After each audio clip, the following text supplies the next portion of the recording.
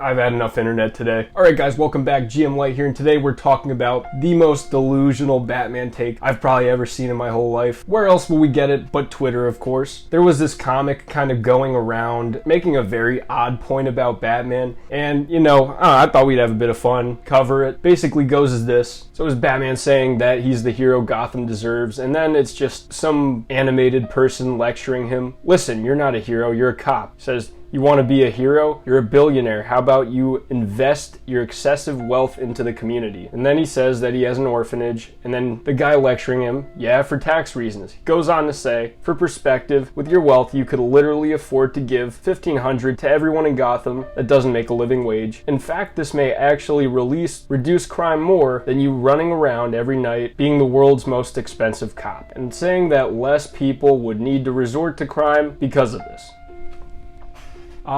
That's a take. But basically what kind of gets to me the most about this, what I think is the most annoying part about it, is that Batman doesn't just beat up poor people. That's just such a weird take, and that when he goes after crime, the idea that this is what he does. He goes after criminal enterprises almost exclusively. Takes down secret societies like the Court of Owls. A lot of his stories focus on kind of maneuvering the crime bosses like the Falcone and the Maroni family. Obviously, many of the villains have their own criminal enterprises. The idea that giving $1,500 to everybody in Gotham would reduce that or change things? No. You're talking about, in this universe, the most corrupt city ever. Systemically, there is no way that giving some money, throwing some money at the problem would fix it. And that's where he kind of comes in. Also, too, just a very willfully kind of ignorant take on Batman as a character, really. If you've seen the episode The Forgotten in the animated series, I think that this is probably the perfect rebuttal to this very stupid statement. It shows that Batman doesn't just go after the big fish and fight people. He cares about everybody in Gotham, regardless of how much money they have, regardless of their social standing. It's mainly about him kind of trailing a conspiracy of disappearing homeless people to where he ends up in this basically internment camp where they're using homeless people as slaves for a very greedy businessman. The usual stuff happens. Batman ends up escaping, comes back at the end of the day and kicks some ass. But it also has a pretty deep and I'd say kind of emotional scene where he has a vision.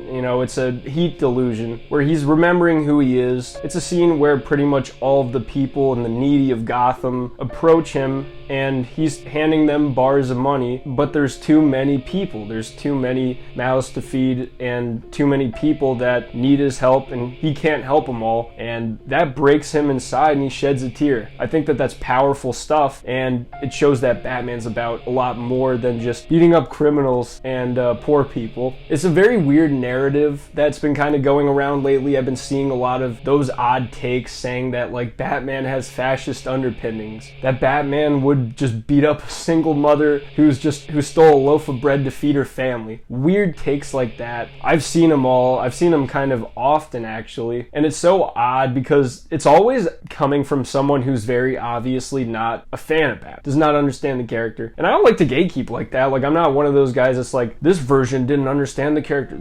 This person doesn't understand the character because they like this version. I'm not that guy. But this is clearly a very terminally online communist that does not understand the characters, probably never watched more than 2 seconds of Batman, just can't separate the political lens from entertainment. They can't just watch a Batman movie and enjoy it at face value as a Batman movie. It has to be Batman's the enemy because he's rich. He can't be the good guy. And because they can never watch anything with that frame of mind, just enjoy it as entertainment, even on a superficial level, can't just enjoy it as entertainment, but overanalyze it, pick it apart, why it wouldn't work. We're not talking about a guy operating in the real world. We're talking about a guy who operates in the most corrupt city ever. And with that, he's really the only solution to that. The story kind of paves itself in a way, in the world itself, in a way where you can't really get around that, where this take just really has been accounted for. But you wouldn't expect that. It's Twitter. I think overall that's kind of just been a big problem. A lot of people, they apply logic to these stories that they were either accounted for or you just kind of have to let it go. But even then, it's so stupid, and it has been thought of, it has been brought up, and it's been addressed several times in like every continuity. This is not who Batman is, and this just shows such a misunderstanding of what the character is meant to be, because he's not meant to be that. And I think that this is not a common opinion. He obviously got just memed into oblivion. Everybody was having a heyday with him on Twitter. It was pretty hilarious, like quoting him about how he just beats up poor people, and then